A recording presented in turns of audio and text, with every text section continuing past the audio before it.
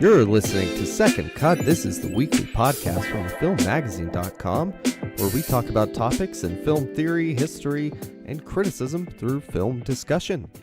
I'm Jacob, and I'm the one who, I don't know, something about the Babadook. No, I'm Kieran. I'm the one that somehow does not have a big red book on his bookshelves. I mean, there are some red ones, and some of them are big, but there's not a proper big red book on, pop-up book. I don't think I own a pop-up, put it that way, which is somehow shocking. I don't think I own one either. Maybe I'll have to get one just to say I've got one. Yeah. Well, they apparently had a limited edition creepy version that you could buy, and I'm sure it's super expensive on Amazon now. Yeah. Yeah. So we are discussing Jennifer Kent, as you can see in the title. And Kieran, you've brought up Jennifer Kent a lot in the history of this show.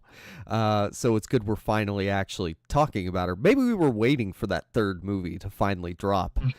Who knows? It's never going to happen. Yeah. She's going to do one episode of TV every 4 years, and we're never going to get a third film. I mean, look, living the life. Apparently she was, or maybe still is, an acting coach too. So like, a lot of different passions in this cinematic field. But yeah, and I think she's done other various jobs over the years as well in film. She's done bits of acting. She worked on Dogville as a production assistant, script editor, so she's done bits and pieces that aren't necessarily, lots of acting stuff. So she's done bits and pieces of filmmaking that aren't just directing, which is probably why she can.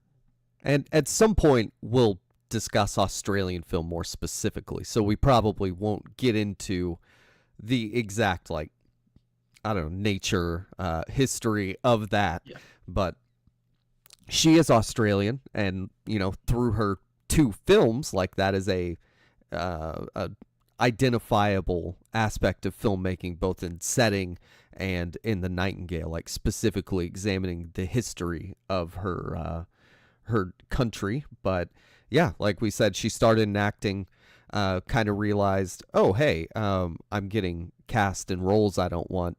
I think one quote I read was, she said, I'm really funny, but I never got cast in funny roles. And she talked about, because of the way I looked, I would get typecast a certain way. That's just how it is for so many female actors.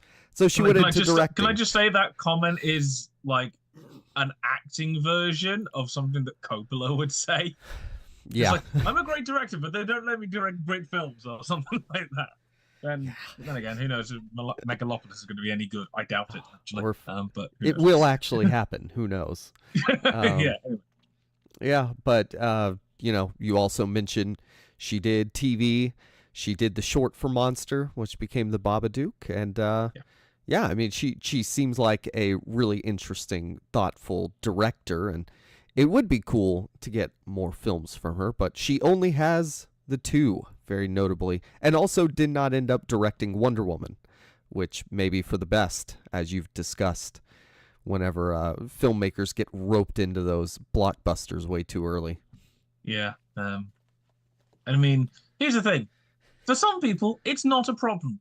Colin Trevorrow, apparently, not an issue that Jurassic World was edited to hell and it was his second film ever.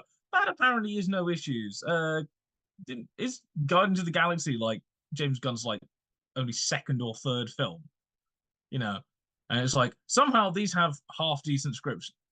Female directors that have a go at them, you kind of never hear from them again, or if it is, it's really small stuff. So I don't know what it is. I don't know whether they're deliberately trying to sabotage their careers.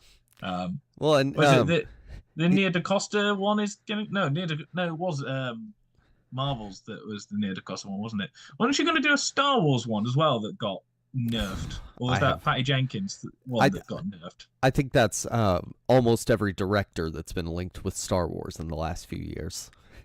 Point taken, yeah. Point taken. I'll give you that. Yeah. Even Rian Johnson.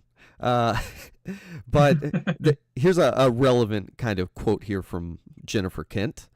In the aftermath of the Babadook, this is from an IndieWire article. I read that and Another one for her kind of interview sources, but this one I liked the most. After it was the Babadook was a surprise cultural phenomenon that led to multiple offers to turn the horror story into a franchise. But her and her producer owned the rights and refused. I told my agents, I'm not going to do a series of horror films. I'm not going to do franchises. It was just a brick wall for anyone who approached. It's an inherently cinematic genre, and I think it's cheapened when it's made cynically. That's not to say if a horror film makes money, that means it's shit. But I think you've still got to put quality ahead of genre, and I probably won't do another horror unless it has real depth to it. Good on her. Yeah, I mean, looking at the stuff she's worked on, she quite a lot of the time has done kind of thriller. Oh, Kieran is cutting out, but I believe he's saying she does psychological thrillers because that is his favorite genre. And he does believe that it is real and legitimate. I would never say that. So she's kind of working darker media. So Two Twists is like an American kind of Twilight Zone. Sorry, Australian Twilight Zone. Begins with an A. By the way, Kieran, it appears it's my internet that is unstable, not yours. Yeah. Oh, thank God I got rid of him. I can take this over solo. Yeah, so she has worked in kind of darker areas, and obviously she worked with Lars von Trier. So take from that what you will. And her most recent bit of kind of filmography work was an episode of Del Toro's Cabinet of Curiosities. So it's not like she's going, I'm not going to do horror again, or that she will never go to dark places again, because then she went into Nightingale, which, as you've now seen, is an experience. It's not explicitly horror, but it's definitely not a comfortable watch. Yeah. I should have put this further up, but like content warning for sexual violence. We are going to discuss it from a feminist theoretical perspective, from a sociological theoretical perspective. We're not just going to be two white guys sitting here prognosticating about freedom of speech. Mate.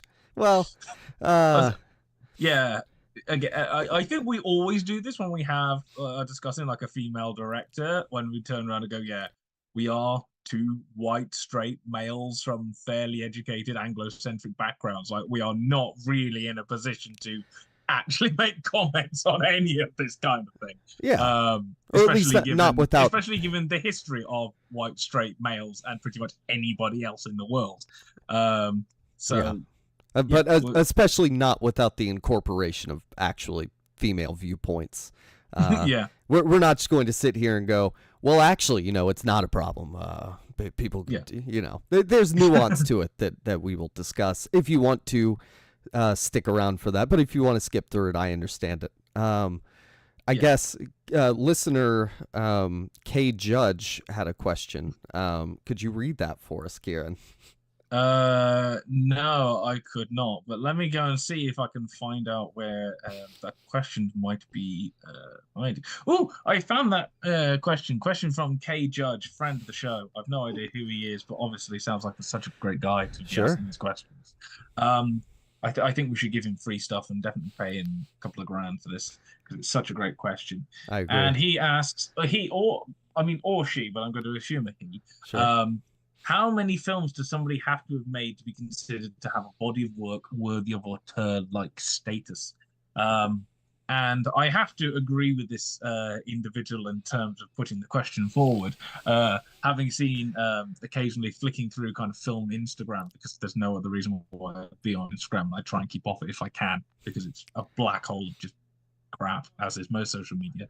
But you occasionally get lists like, directors with no kind of bad films, and then they'll list people like Jordan Peele and Ari Aster and like a load of filmmakers where it's like 3 or 4 films, and I'm kind of there going, you've not really had the chance to make one that's awful yet. When you get to sort of 10 or 12 and somehow they're all good, or at least of a decent quality, then we'll start going, okay, maybe there's something here. Sometimes I think it's just a bit of luck. And so for Jennifer Kent, when I hear that she's like, she's such a visionary filmmaker, even sometimes you get auteur, she's had no bad films. It's like, in the nicest way, in terms of feature films, she's done 2. In terms of chances that one of them's going to be awful, it's not that high a chance, because obviously there's only 2 films, and if they're both decent, then wow, somehow she's on the same level as somebody that's made 20 films and they're all good. It's like this does not work statistically. So I don't know if there is a number. I think we discussed it a few years ago with something like Ryan Coogler, where is there a thing like you need sort of 5 or 6 to start having it be recognized as a body of work with a significant style to go to auteur theory that we kind of half laugh at, even though it's a nice shorthand, but we also laugh at it a bit like the Oscars. So what are your theories before I get into mine and answer listener judge's question? Well, I think you did get into it a little bit there. I personally don't think there is a quantity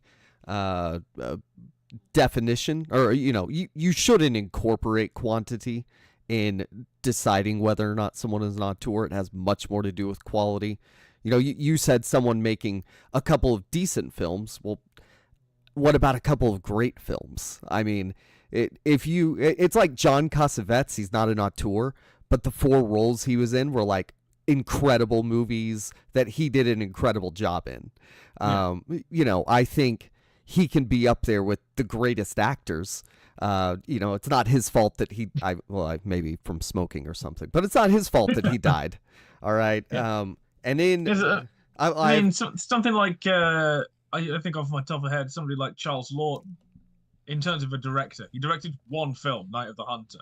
Yes, it's phenomenal, but are we going to also say that, a director's with no bad films? Charles Lawton is like, you directed 1 and it turned out to be good. This does not make you like bulletproof now for cinema history. Just because you didn't like go on and make 12 others and 11 of them had the chance to be absolutely shocking does not mean that like you are, kind of directorial greatness in the ones that have been through the wars and somehow come out of it unscathed. I think there needs to be a certain amount where we start going, okay, you've managed to actually pull this all off, Yeah, and it's funny you mention him. I have Andrew Sarris's The American Cinema, which was published in like 68 or 69. The cutoff for it is 68.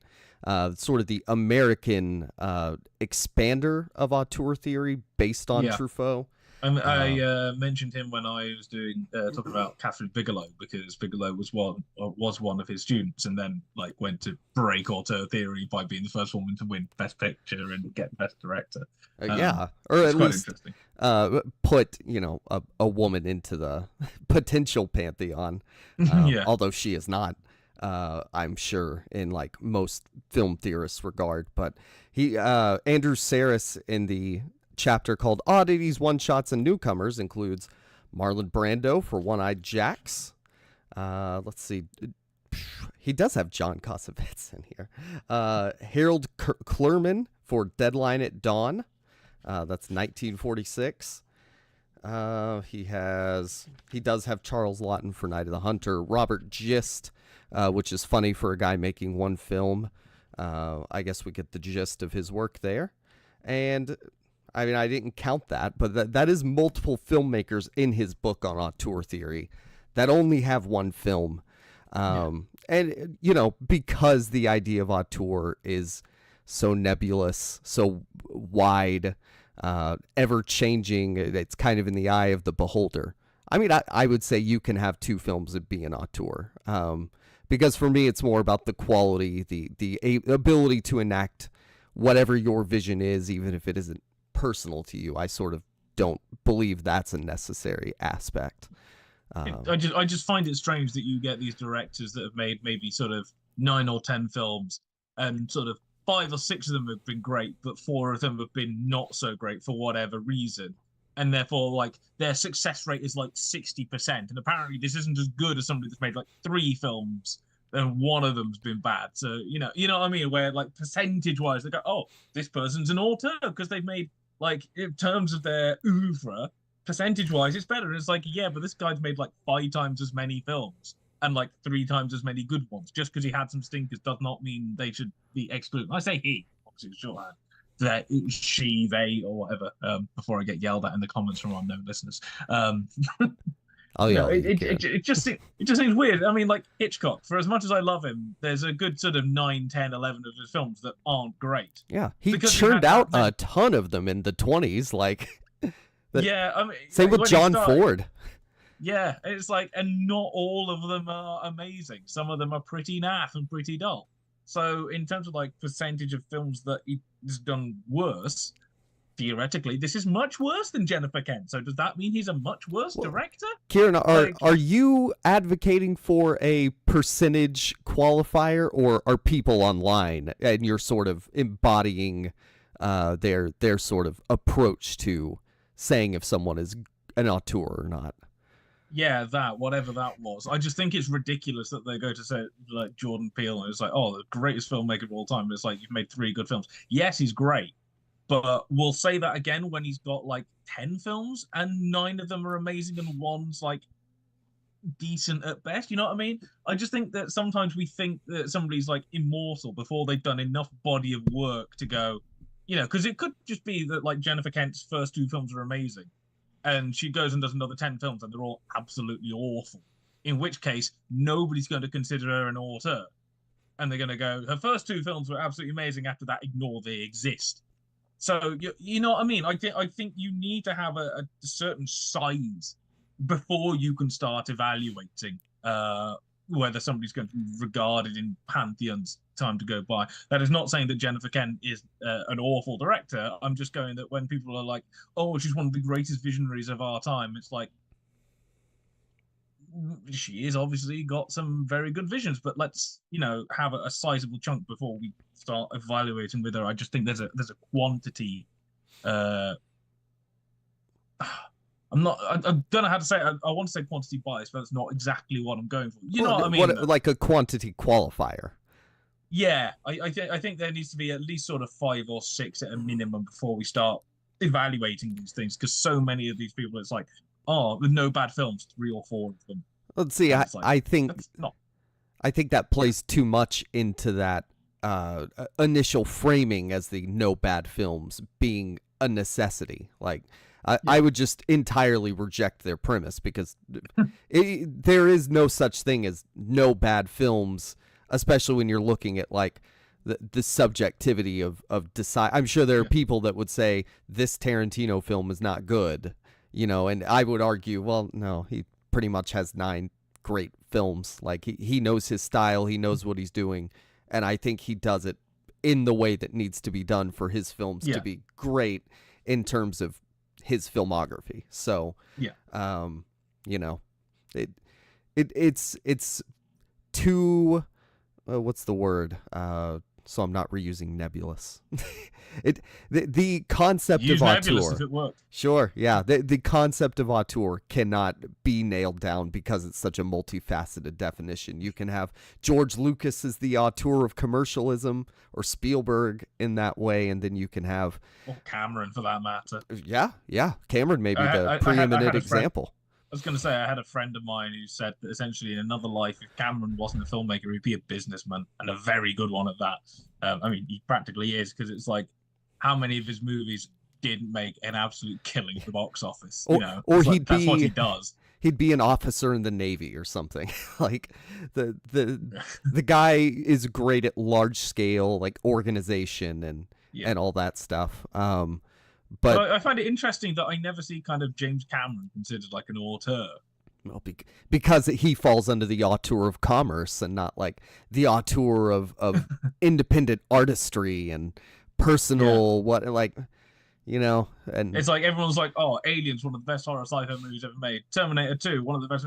It's like, is James Cameron an auteur? No.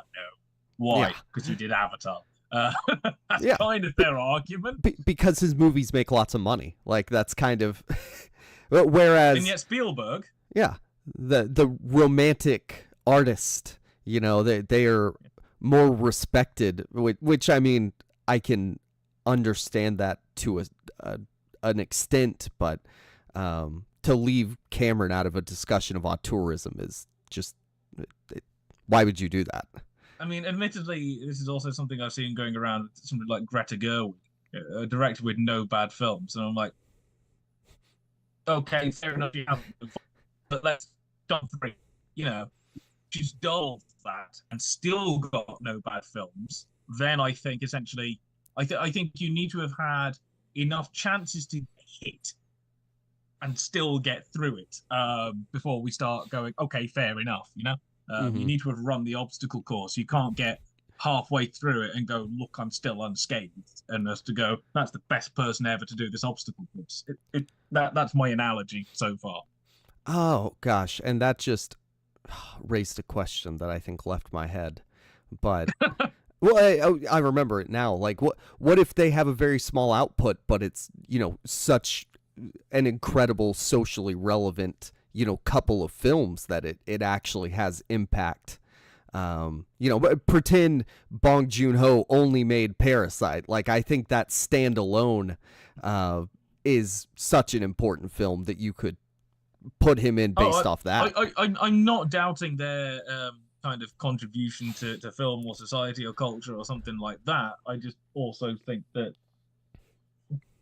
there are certain kind of people making certain kinds of lists that I see quite often where I go, the criteria doesn't really make sense when you're comparing somebody that's made like 15 films to somebody that's made 3, which just seems ridiculous. In terms of kind of, if it was to do something like influence in society or culture or something like that, then, or people that have made great waves or strides in something or changed appearance of culture, something like that, then even something like Bong Joon-ho, you could possibly put next to somebody like Catherine Bigelow for best film directed by a female director, along with like best film not in the English language.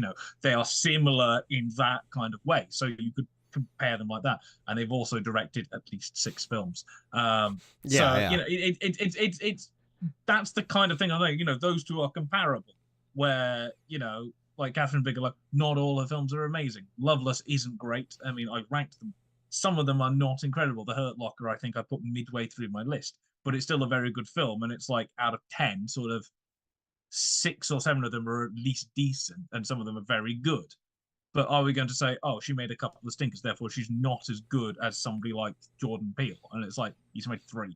Yeah. When he's got to 10 and he's got like almost no stinkers, then we'll level them up, because I've never seen somebody go, oh, Catherine Bigelow is essentially an auteur. I don't think I've ever heard that mentioned. And I would go, how not? Yeah. No, I agree with that fully. It's dumb to not consider her as well, I think, because you're throwing away like actual grounded definitions of what an auteur is by dismissing her. But also kind of on this front, hopefully this will be the last point, maybe we'll have more, but is there, I'm sure that there's some kind of like art theory regarding like judging someone off the greatness of their greatest work as opposed to the entire body of work, or a sort of averaging out of all their work. I was going to say, somebody that's made one good film out of 10, but that one is so amazing that, like, are we to say that this is one of the greatest filmmakers of all time, and then just ignore the rest, or we to go, they're a flash in the pan?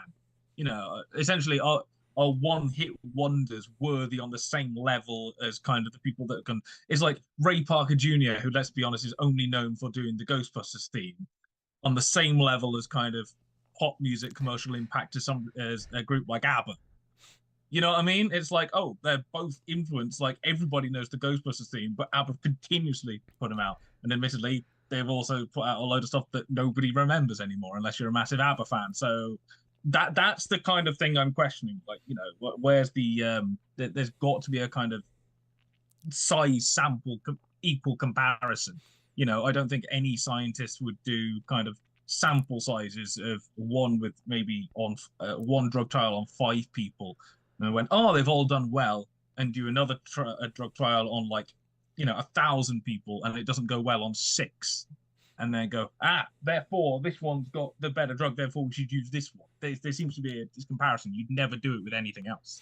Well, except films aren't like going to be detrimental to your health Whereas I don't know, some of them. compared to pills. I watched Halloween Ends. So. Oh God. Sorry, I reviewed Halloween Ends. All right. I mean, look, your metaphor falls apart, but I'll give you that. Only because it's funny. And then for Jennifer Kent in particular, like, so it's getting more and more, but like we've discussed, the actual like recognition and exalting of female directors, as we just kind of discussed with Catherine Bigelow as well. That it used to be an all male club. You read this, there may be like 5 women at most in there. I haven't gone through and counted. In passing. Yes, the pantheon of directors is all male. So yeah. And there's others that are kind of, this is a very interesting up-and-coming female director that is possibly considered, The oddity. Yeah. Yeah. It's an interesting one. And auteur theory is kind of, we kind of use it as shorthand, whilst all the while knowing that it's also kind of bunk. Or at least the way that people have used it is bunk. Yeah. When somebody gives me a auteur theory kind of concept definition version that I can't disagree with, I'll go, okay, fair enough. And we still use it as shorthand for great directors with an overall arching style. At the same time, there's so many things that we can pick holes in about it. Oh yeah. I was gonna see if quickly I could find the short thing I liked that Sarah said, but whatever. Basically, it's that the one thing. Yeah. It's something about like it's more like a guide and less of strict. Or that's the impression of the line. But I guess after this amount of time, we should actually talk about the Babadook. Which, Kieran, what is the Babadook about? It's a monster. It's grief. Go watch Scream 2022, and Jenna Ortega will tell you all about it, because even with all the slashes, she still prefers the Babadook. Yeah. Sorry, I love that bit. As much as I'm really sad she's not going to be in the next one. Her and that other. Nobody's going to be in the next one. There's going to be a next one for another years. Anyway, Jenna Ortega essentially made those films. Anyway, the Babadook came out in 2014, based off Jennifer Kent's 2005 short film Monster, which is interesting because when COVID hit, the film I was going to make for my film producing degree essentially had to be scrapped, so they had to come up with another assignment. And so they were discussing essentially make a video essay on adapting this short film they gave us into a feature and how you do it and stuff like that. And so we were obviously using kind of concept films that had been made, and Monster and the Babadook was one of the examples that I used of taking a short and making it into a feature. And actually, I haven't rewatched Monster, but I remember that a lot of the shots were very, very similar. So there are kind of scenes that, although, yes, it was made sort of 9 years previously, and the house is going to be different, and the actor is going to be different, the slight context is going to be different. In principle, a lot of the moments are very, very similar. It is kind of just an expanded, updated version of it. And so the Babadook follows character Amelia, who's a single mother and a widow living in Adelaide, and got her son Samuel. And I'm going to say Samuel, I'm not sure whether it's kind of this is going to sound bad. Would it be autism or Asperger's, or just some kind of? It seems like there's some kind of behavioral, neurodivergent, kind of character. I'm not sure exactly what it is, so I don't know how to phrase it without somebody going, "Oh, you uncultured swine." Yeah, there's something going on with the kid where he is off from what we would consider, normal childhood, like unruliness and. Yeah, and I mean, part of that is going to be growing up without a father, because the father died in a car accident whilst taking Amelia to the hospital to have Samuel. But part of that is just, I think there is some kind of neurodivergent, possibly on the spectrum, behavior there obviously going on. And I mean, but there's also like the much darker, like, compared to like Asperger's or autism, like he's taking weapons to school and stuff like that. Yeah. And so I'm going to say it's a combination of things, so I don't just think it's the grief or one or the other. And anyway, kind of reading one night, he gets a book off the bookshelf to read before going to bed, and it's a big book about something called the Babadook or Mr. Babadook, a strange creature that will come and attack you and in the sleep. And as it goes on, Samuel is more and more convinced that the Babadook is real. This kind of figure in a black coat and hat, and kind of like a weird, kind of mimey clown kind of thing with big long fingernails. Very storybook thing, and kind of it goes on and on and on, and things get worse and worse. And Amelia's kind of mental side of things goes down and down and down, and it's really more, this is where we have to go. This is the one, really. I was gonna say, what I'm saying. If anything is a psychological thriller, it is the Babadook. No, I wasn't going to say that. I was going to say no. something I hate just as much. This is the one that kind of began the something horror that I'm not going to say. Just say it, Kieran. Lift horror. Elevated. Cube's original short film horror.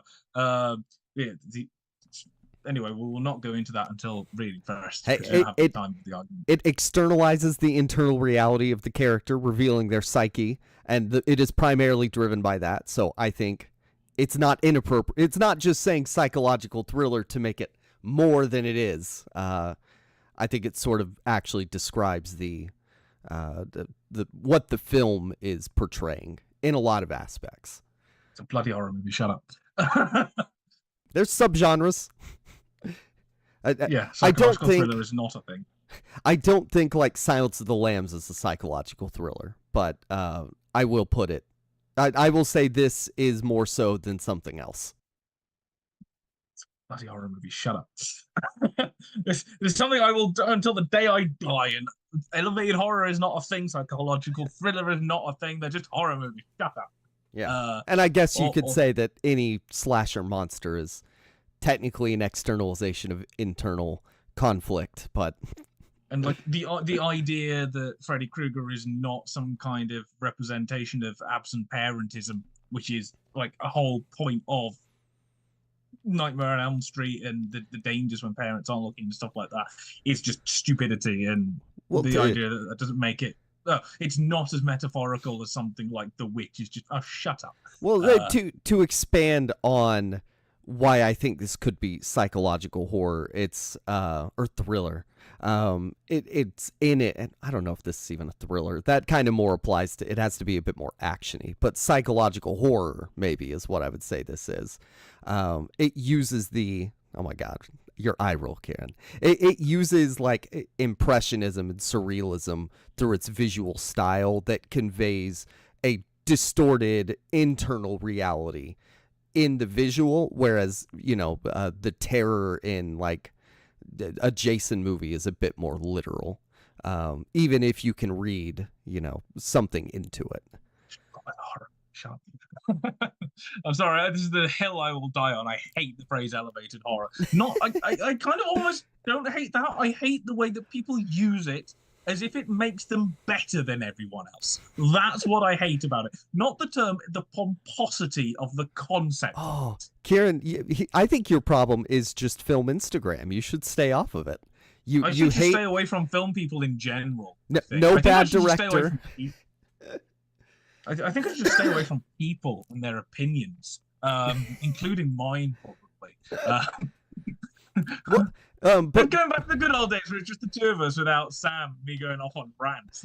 Back to proper second.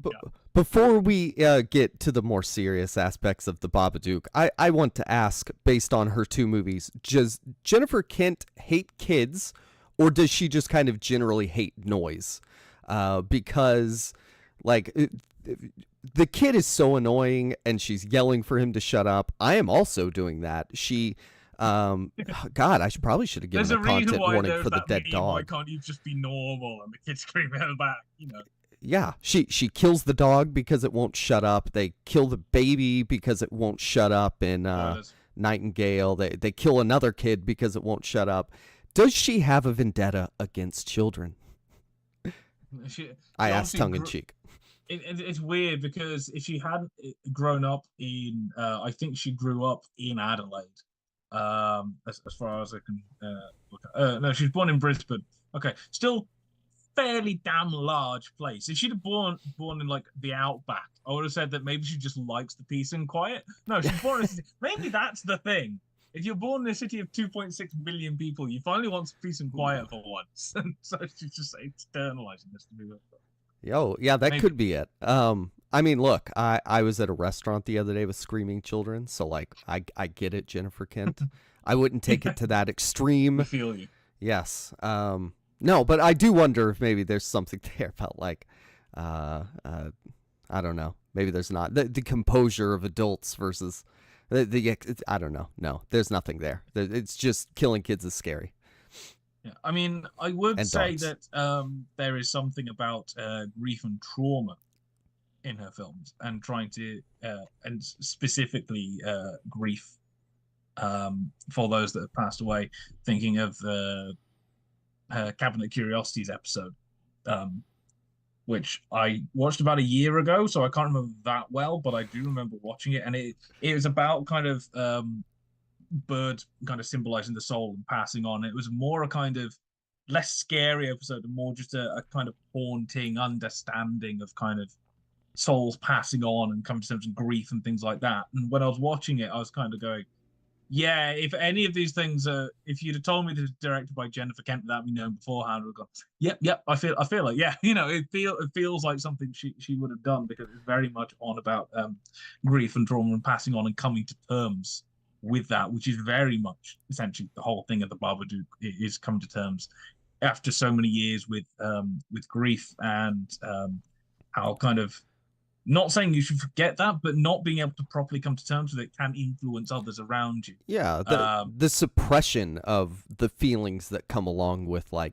your husband dying on your way to yeah, give birth to your kid. Like that is like look, there's a terrible thing in the other movie, but that's equally terrible. Like yeah, having to like imagining that reality for myself. If my wife died, we're on the way to the hospital, like yeah, that is terrible. And uh she kind of has to just push that down and be a mom to yeah, an unruly child, which comes with its own stressors, as we see in the yeah. film. Like whenever CPS visits, like that's about to completely, or I don't know if there's CPS in Australia, Child Protective Services. Maybe they'd put an O or something. So you take the hell out of my Jimmy Stewart impression, but that somehow makes the cut. Come on. I like your Jimmy Stewart. I tell you to do it all the time, and not sarcastically. No, it doesn't work with the mic properly. No. Yeah, and you get things like me forgetting exactly what I was going to say. It's definitely what we get. Sure. When he's running away, going, she won't let me have a dad, things like that. You don't own my dad, things like that. The idea that she kind of just hoarded everything belongs to him, kept it in a museum and a memorial kind of downstairs, in the basement a lot of the time, and just kind of, you leave everything as it is, but you don't properly kind of go through it and come to terms with it. It's just there, preserved like a museum idea, and the more that goes on, the harder it gets to get rid of it. And you see moments when she's kind of losing her mind a little bit, kind of going at some, like, I can't tell you how many times I wished it was you that had died, and all this stuff builds up, and it is about this build up of grief. And so a lot of people have said that Babadook is just a manifestation of grief, because nobody sees it aside from these two, and it's about Samuel's fear of, it is kind of meant to be their dad. It's the shadowy spectre of the dad he never had, and the shadowy spectre of the kind of husband that she lost and hasn't been able to let go. And while she can't let go of him, Samuel also can't let go of him and move on as well, and it consumes him as well. And you don't, there is no point where anybody else actually sees it. So the idea of whether it's real or not is a bit like the Turn of the Screw, the Innocence film, where it's only I thought you meant the Finn Wolfhard one with Mackenzie Davis. we do not talk about that. It's only it's Giddens, isn't it? No. Oh, who's Deborah Kerr's character? I don't know. I've not seen The Innocents. I've only heard you talk Oh, about it. how have you not? How am I just losing my mind over this? How am I? This is one of my favorite horror films of all time. I One of my know. favorite films of all time. How can I not remember her name? I don't know. It is Miss Giddens. I'm thinking of Miss Gross is the thing. Yeah, I wasn't completely. Yeah, Deborah Kerr's character, Miss Giddens, is the only one to see the kind of ghosts, and therefore, literally, I could probably go to the kind of university library and grab about 6 or 7 books purely on Turn of the Screw, and probably a good half of that would be, are they real or not? Like it's like there are full, like, very influential authors that have less academic criticism than people arguing over whether she's actually seeing them. And so there's kind of a similar thing in this as well. Well, and I know that grief is the popular interpretation. And Jenna Ortega expresses it well in Scream, like you said. But like it's something we were reading like 10 years ago about it too. But one thing that I came away with this time is it's specifically perhaps a manifestation of the mom's perspective on it and her treatment towards the kid, which comes out in that scene of I wish it had been you. Like, and in the book it has her killing the kid and slashing her throat. And so it's more about her dark side and maybe perhaps associating that with masculinity through Mr. Babadook. As opposed to just, oh, it's them being sad the dad died and not expressing that. And it maybe it could be more specific to her and her, whatever her negative reactions towards her son are, which are evident throughout the film. And understandable in some capacities. And that's kind of the thing, after 6 years haven't moved on, it is kind of understandable that you would start going a little bit loopy. It's not an unrealistic thing to happen. And having hung around people that have been hallucinating, it's the kind of weird stuff they see. And being, as someone who's married, like I've had, those dark, ruminations as well. Like I would rather have my wife than a kid I've never met before. Like two adults can reproduce a child in theory, right? So that companion you've had for years, like I completely understand when she says, I wish it had been you and not him. Because like the kid is terrible to deal with, and an adult is going to be much more, reasonable and doesn't like hinder your life in the same way, but not that it can't, but I think that expression, it's like in the movie What to Expect When You're Expecting, which I watched recently, where Elizabeth Banks stands up and says, I hate being pregnant because my feet swell and I crave, all the negative, terrible things about pregnancy. And like all the women are like, yes, we identify with that. Someone is expressing, something that I have felt but have been too afraid to talk about because it's bad or wrong. I really appreciate that the film isn't afraid to go into that, especially with motherhood, which is a nurturing, caring role in our society.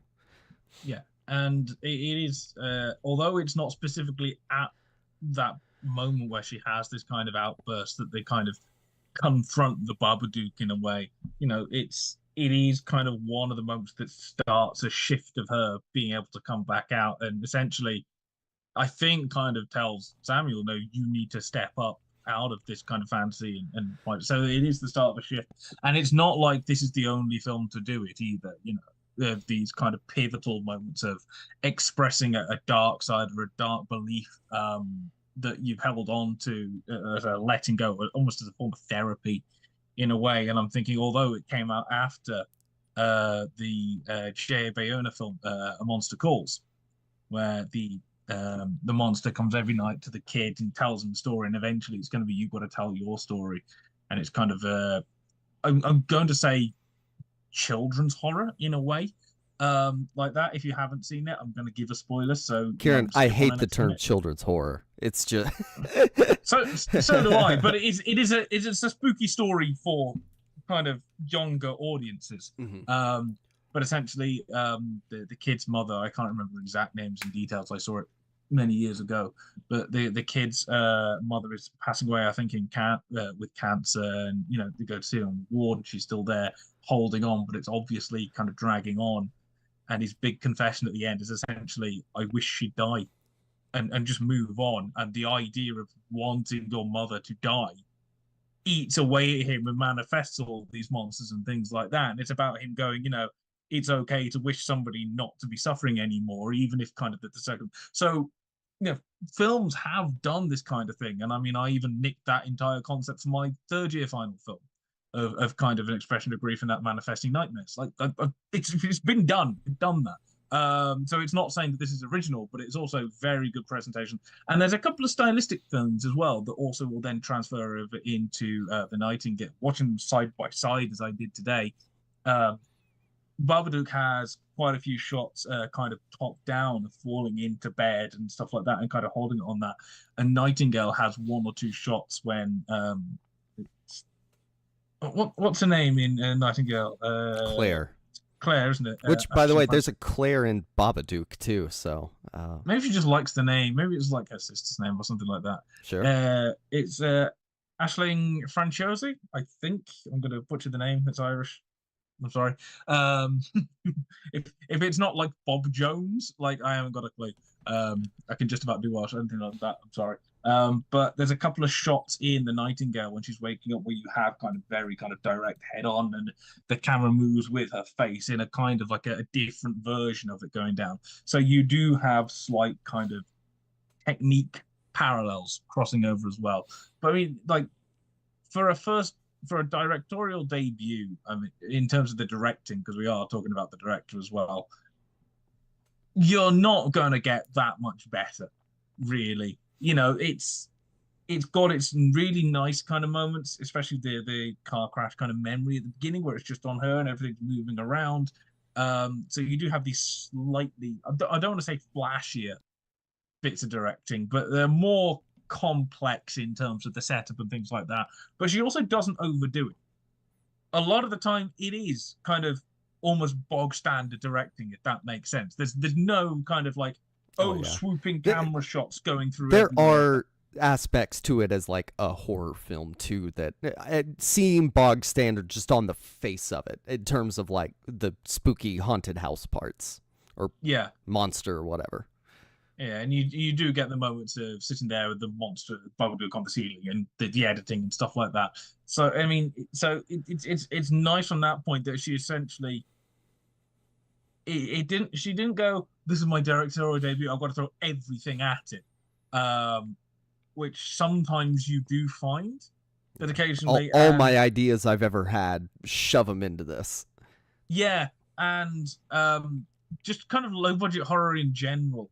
I've seen enough of it where you do see occasionally they'll go, "Oh, let's have a big like camera track pan all the way around there," and I'm going there going, "But what's the point in it?" And it feels sometimes like they'll throw these in just to show they can and because it looks good.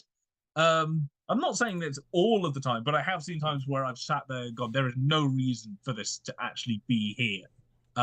Thankfully, Jennifer Kent has those moments where they're a little bit more flair, but it does something. It's for the kind of slightly more surreal moments, and in the times where it's kind of just things happening in the day and she's talking to the school kind of representatives, things like that, she'll just shoot it kind of straight, if that makes sense. And that's where I think like the surreal, the expressionist, impressionist portions, like there's a divide. The whole movie isn't just plain. There is the, borrowing from German expressionism is basically how the Babadook was designed. Like it looks straight out of, whatever, Dr. Caligari or whatever. Yeah, I was thinking Caligari, yeah. The strong, like, shadows, and that kind of... I mean, even with the hat, it feels very Caligari-esque. And, like, she kind of takes the surreal space with shadow and uses it in the dream sequences for Nightingale. Yeah. Although they're much more extreme there because there is an element of, like, hallucination and reality to the Babadook. And so I think she doesn't go too extreme with it. It's used well. It's effective in terms of like conveying, both emotion and like visual coolness, having style, and then Yeah. also the sound. The sound is so good. It's creepy. I Yeah. was like watching it and also like reading stuff on my laptop, and the sound is horrifying in so many instances. Yeah, and to be honest, anyone that can uh make a film like that with nobody knowing who you are, and all you have to do is say the Hey, name Lars von of Trier it, and knew who they everybody were. knows. Well, that's because Jennifer Kent wrote a letter to Lars von Trier going essentially, "Can I work under you?" Trier went, "Yeah, fine. I've got fan mail. Come for it. Go I work on need to send Dogville that with me." letter. Maybe not to him, but to someone. I was going to say somebody that can actually pay me enough to get, I was going to say, who's the biggest director? James Cameron. Oh, I really liked Way of Water. Nobody tell him. A couple of questions, Kieran. One, is this a ghost movie, a monster movie? What is the Babadook? I mean, like, is this a ghost movie?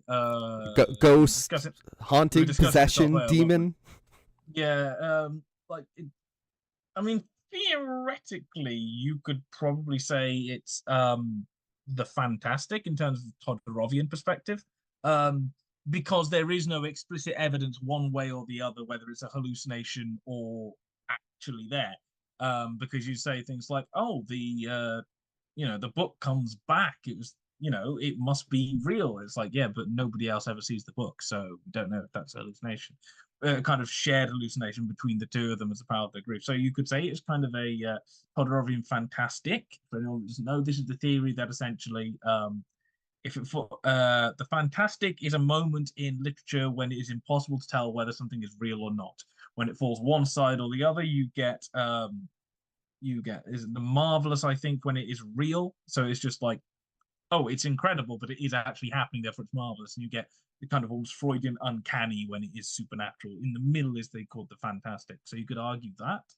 Um, I mean, there are presentations of ghosts that are straight up hallucinations in literature and fiction and things like that. Again, I've mentioned Turn of the Screw before.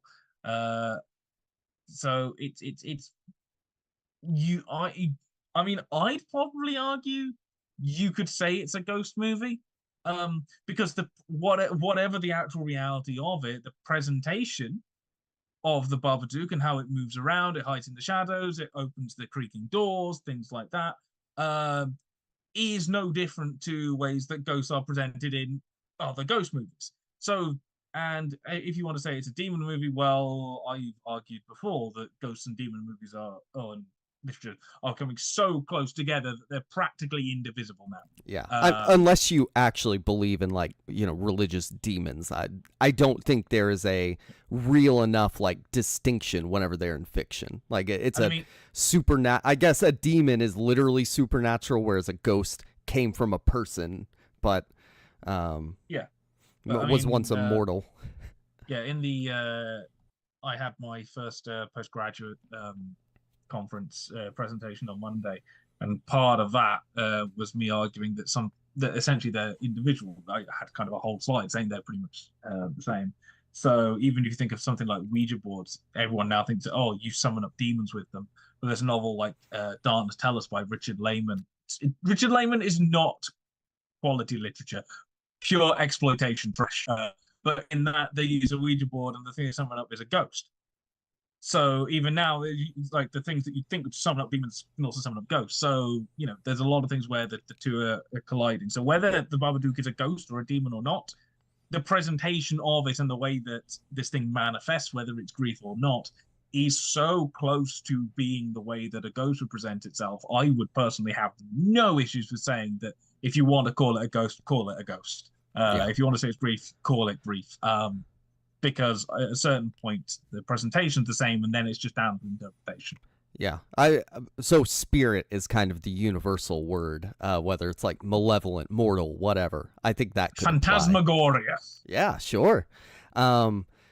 There's also the way, like you mentioned, sort of the film is structured as a haunted house movie, like with the creaking doors. Like to me, it's a more profound Insidious. Like, not to minimalize it, but like, yeah, it is elevated, for lack of a better term, Insidious. I mean, I'll rip the hell into Insidious just because it's so bland and like it's okay, but not amazing, and the sequels are no good either. So I'll rip the hell into Insidious. But I do think Insidious is like the higher tier, though, of that bland haunting. Oh yeah, yeah. But it's still not like stratospheric. It's somehow like it's decently done formula, which in Hollywood terms is amazing. Yeah, and so like whenever I think about haunting movies, like Poltergeist versus Insidious, you know, one's a demon, one's a ghost. I don't know. Yeah. Like there's nothing distinguishing them really, except what you're gonna call it. So their effect on the natural world is the same. I was gonna say, in something like The Conjuring, which yes is just a remake of Amityville, but you know, like I couldn't tell you whether in any of the Conjuring movies whether they're ghosts or demons. Couldn't tell you the specifics of them, because spooky stuff happens and they eventually give an identity to it 2/3 of the way through the movie and come in with some kind of dispelling. Which just happens. Normally, I think the tradition is that when it's a demon, somebody tries to get rid of it. When it's a ghost, they just try and survive. Mm-hmm. Normally what happens now. I guess it's with a demon you try and exorcise it like religiously, and when it's a ghost you try and like make it at peace. Like you need it to calm down. But that is itself a form of exorcism.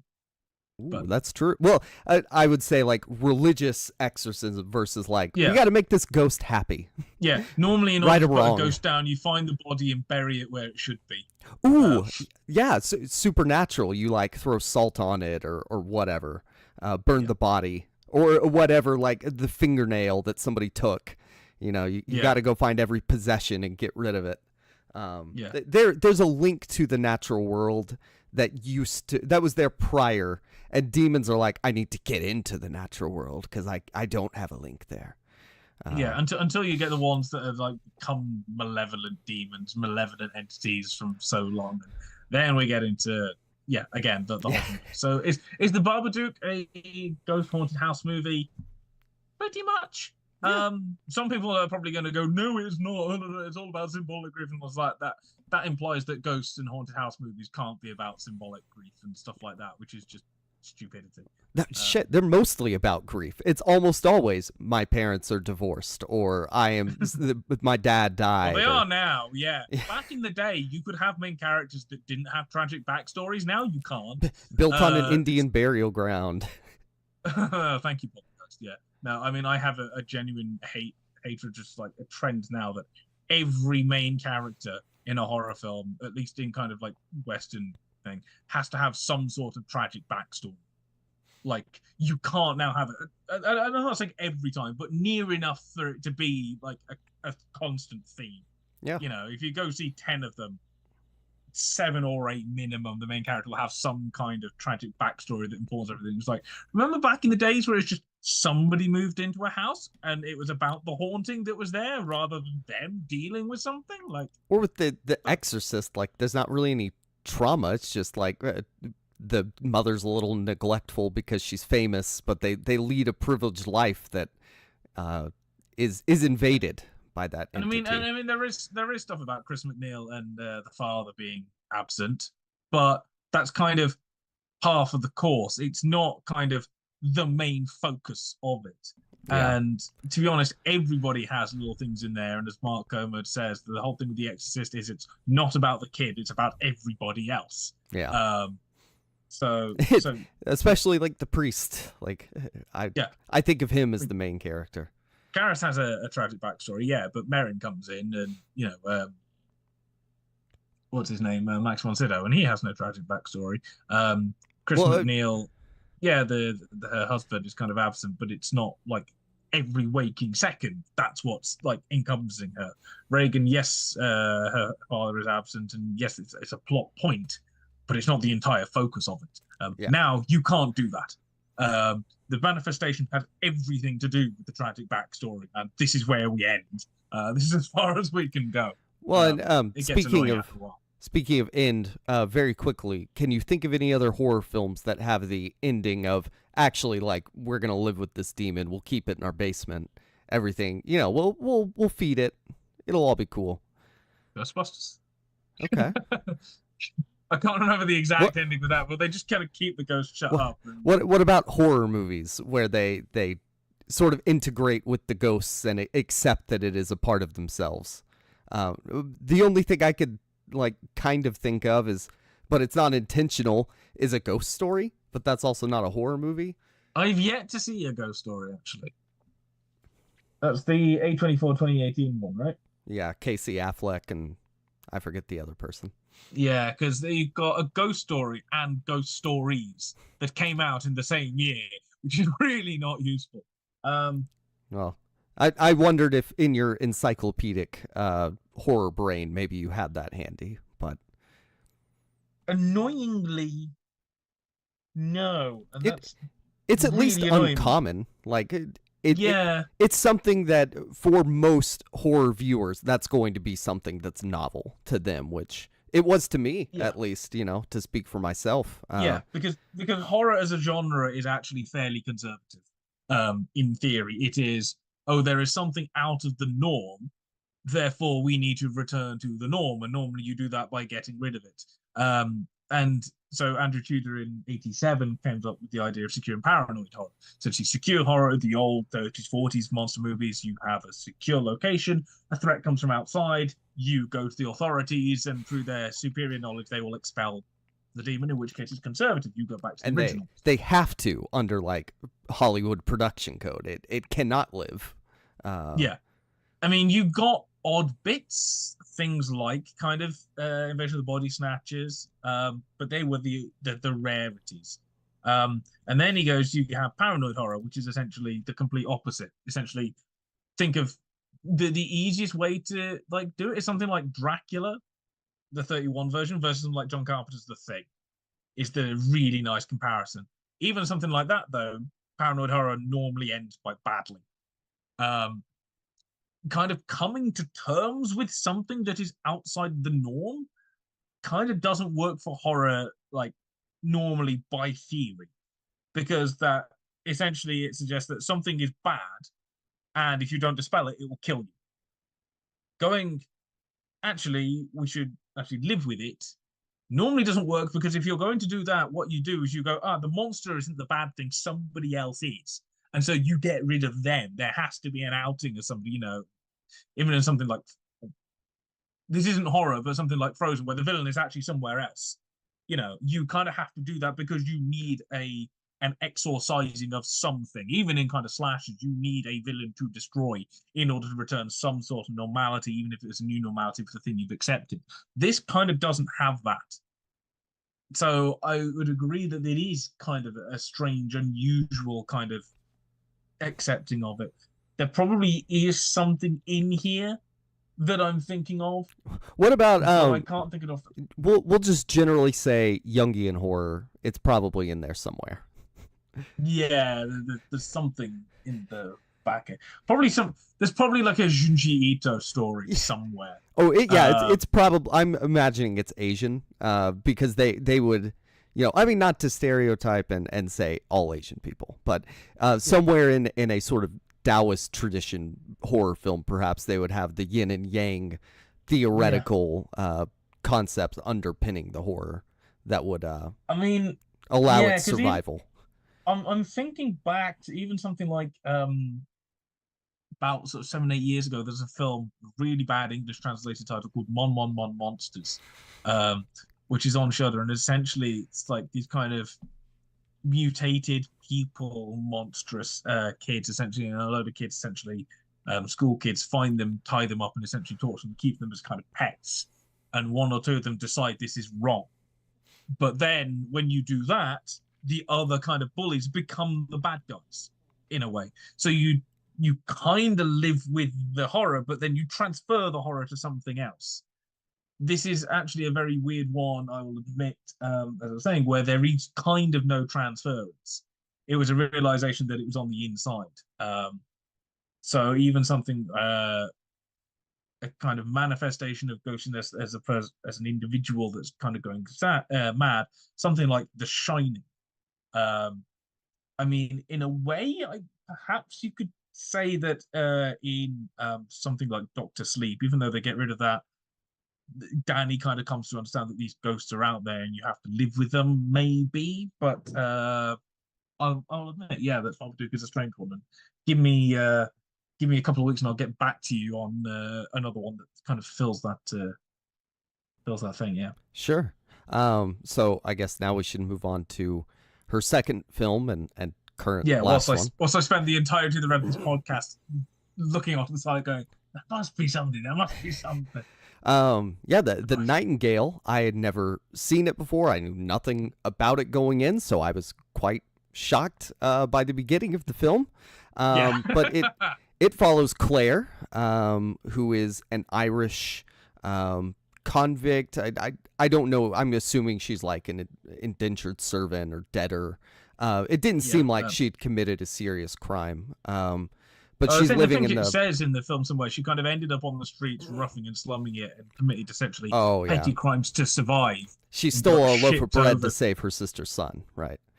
Something like that, yeah. And got shipped over to Australia, and then the captain is this kind of guard essentially brings her out of this and gives her a job and stuff like that. But it's still very much you are a slave. I think. Yeah. He says the husband at one point goes, you know, she's my wife, and this kind of captain, commandant, whatever his name goes, yes, but she's my property. Yeah, that's exactly where I was going. Yeah. And oh, by the way, he's the lieutenant, as the British say the word lieutenant. Do y'all say in left of or in lieu of? I don't know, but we say chassis instead of chassis. So are you able to pronounce the IEU sound? Like, is that just the British? Lieutenant. Oh, okay. You can do it. Yeah. Every moment in the film, they say lieutenant, and it's so frustrating because there's no F in the word.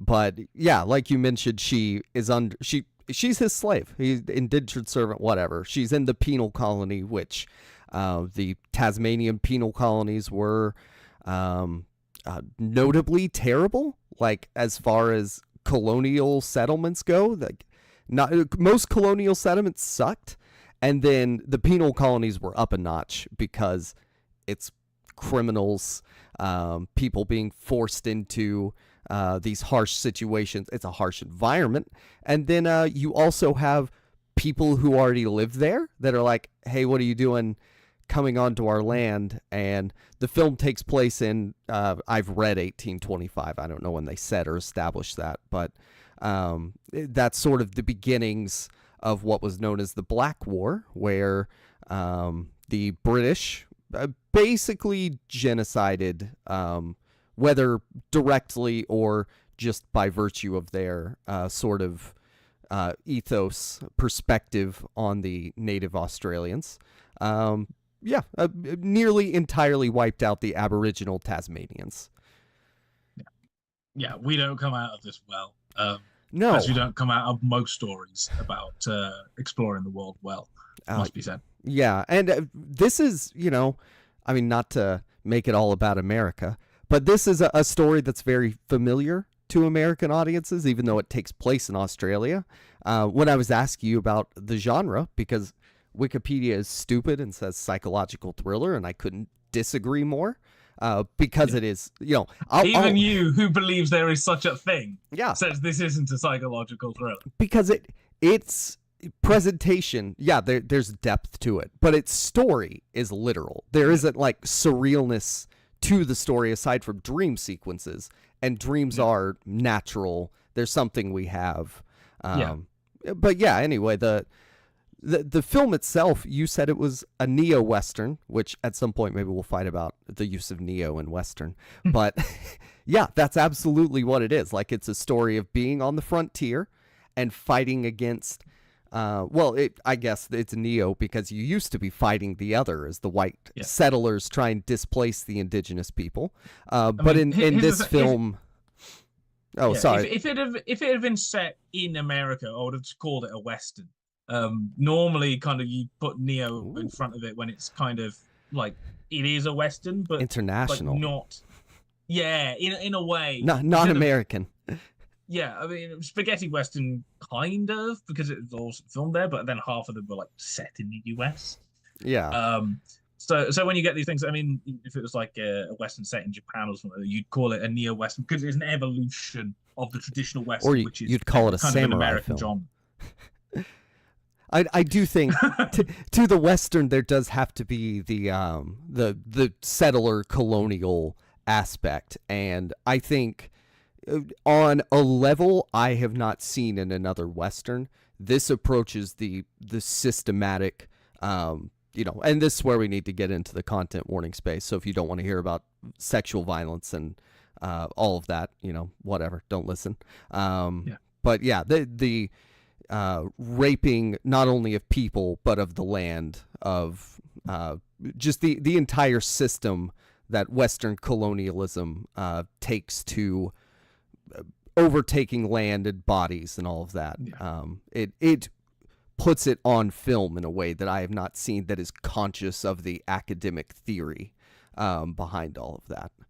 Yeah, and I mean, to be honest, it's kind of thing where, again, going on to the Western part of it, it's not exactly the same because obviously context is different. But realistically, if you just change the place names and kind of change the British accents to stereotypically American ones, Yeah, there would not be that much difference to the more modern westerns that you get set in kind of the American West, instead of kind of and you'd have probably the British soldiers as one side of the Civil War, and there wouldn't be that much difference. But obviously, setting it in America, setting it in Australia, in Tasmania, you have that specific cultural thing out there as well.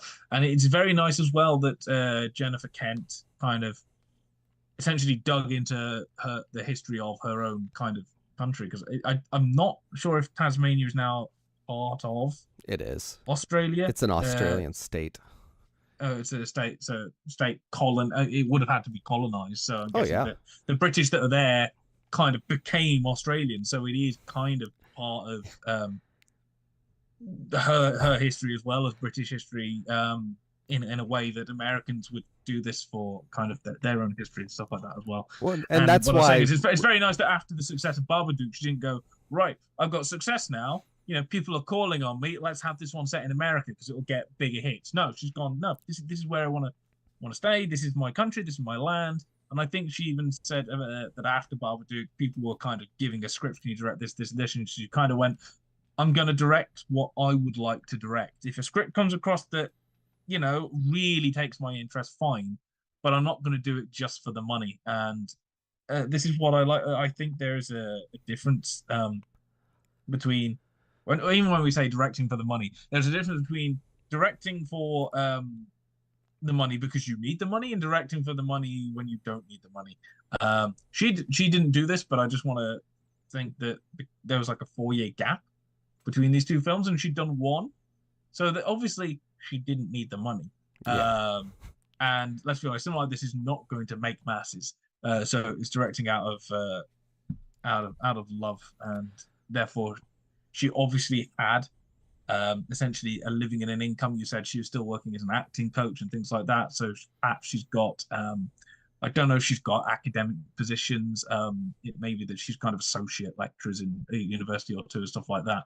A bit like Rachel Talalay is a professor at some university in the States, and then goes and directs episodes of Doctor Who when she's now bored. So she's got an income, and therefore she didn't have to. She could choose where she wanted to go for her next film, which I think was nice. And she's like, I'm not going to go to the States. I'm not going to go there because I can get more money for it. Which, let's be honest, I'm fairly sure US production companies offering her a blockbuster or two, the salary would have probably been about 3 or 4 times higher than The Nightingale in the Nicest Way, which isn't the lowest budget movie ever made. Yeah.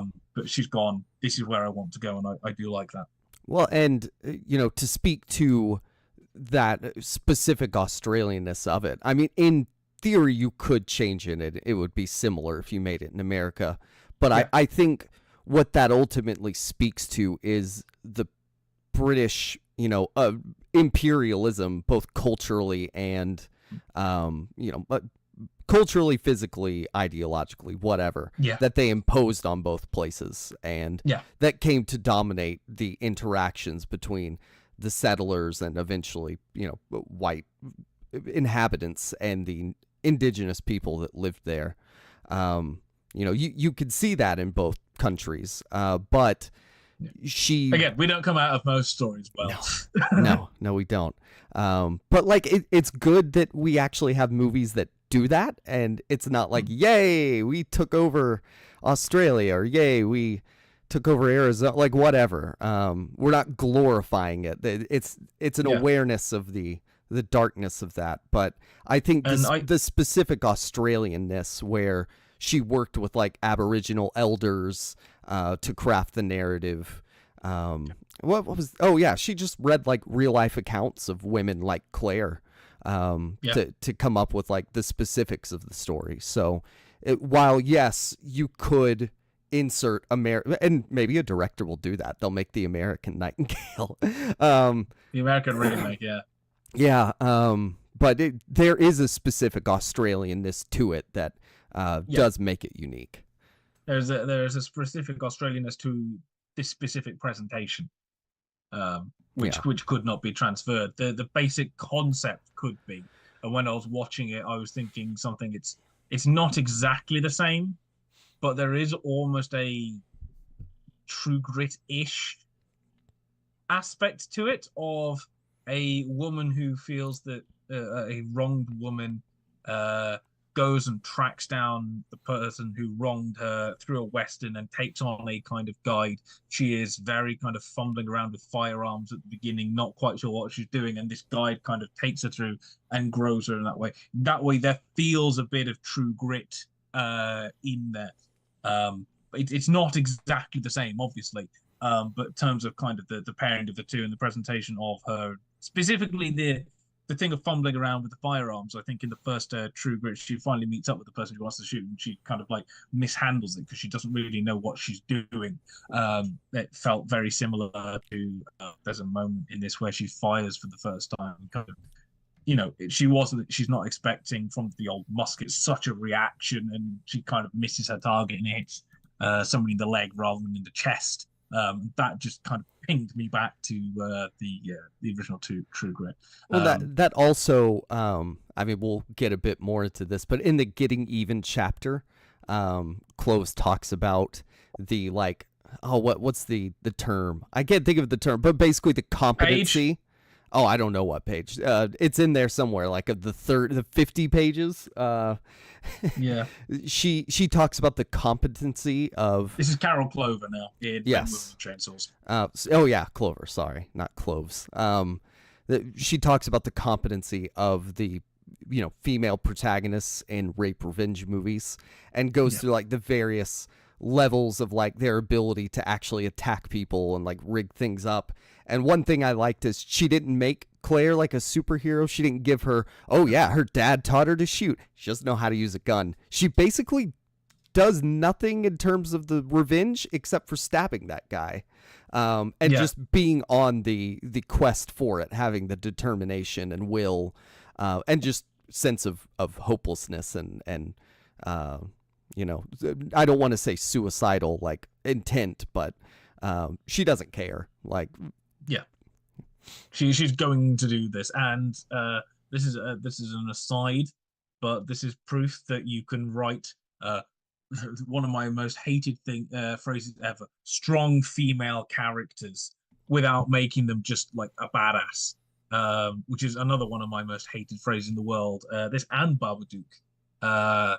They are both, in their own way, very strong, independent characters with strength in different characteristics that aren't essentially purely physical, and throw in a sarcastic line every now and then.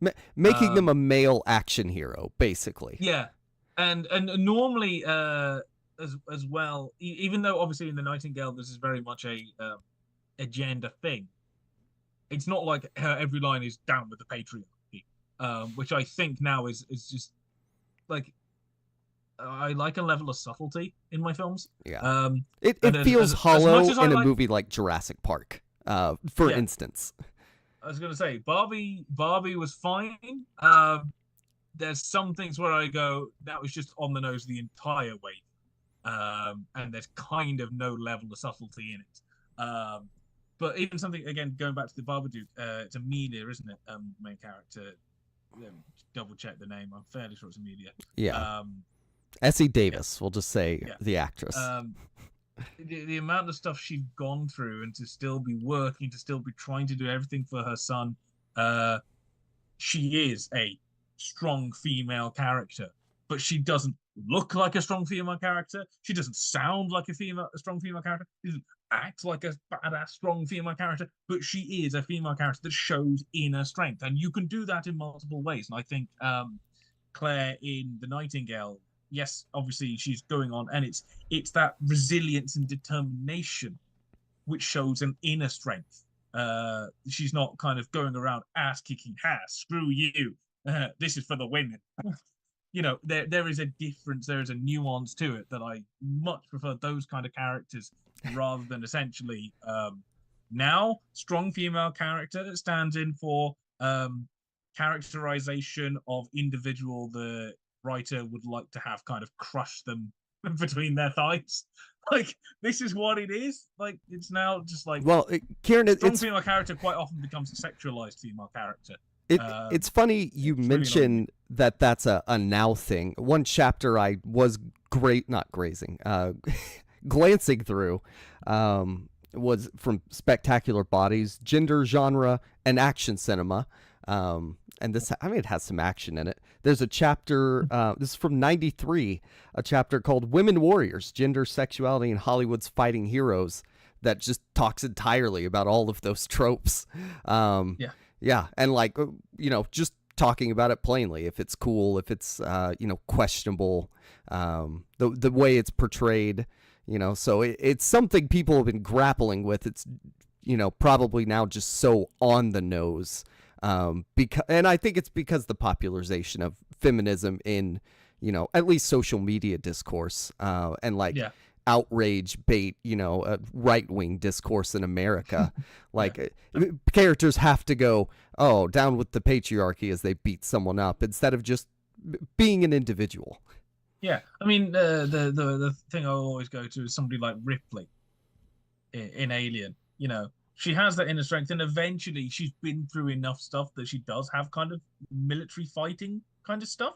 But in the first one, like, it's purely out of necessity, and she's terrified the entire time, as you would be. She's arguing the entire time. It's not like she kind of takes control as an immediate control of the whole situation and doing martial arts off the wall, and yet she is, and essentially. Part of the reason for that is a character is written without any gender in mind, and they just happen to cast a female. Mm-hmm. This is what happens when you just write a normal character. And now I think what people do is they go, oh, it's a female character, we have to make them a strong female character. And it's like, you get rid of that quote, just make them a person, and it will probably turn out better. Anyway, that's my rant over, because I was just thinking that when I was watching Babadook. Well, I this think is a strong female character, but it's not a strong female character, which I bloody hate that phrase. I think you're right in that it turns out better, but I think in that case it can also miss out on the specifics of female experience, which The Nightingale does not. And so reading, and we're going to get into the controversy of the film now. Reading about the like rape in film, the way sexual violence is presented. One thing it talked about, and I don't remember if this was in Men, Women, and Chainsaws or something else, but rape is sort of a unique female experience in the sense, not that men don't get raped, because they do, in the sense that men do not experience it as a sociological dominance. It's not something, at least for me, I would hope for you as well. We're not walking around by ourselves in fear that we're going to get raped.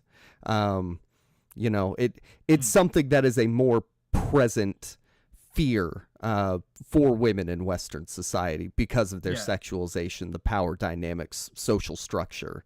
yeah, so on. culturally, it is a gendered thing. If not the actual act itself, and actually, Men, Women, Chainsaws. A lot of that chapter um, discusses kind of its main focuses on "I Spit on Your Grave," which I've mentioned before, and is not an easy watch. But is talking about in here again the brief few pages that I reread. That essentially it's essentially four men that attack main character Jennifer, and then halfway through she goes and gets back at them.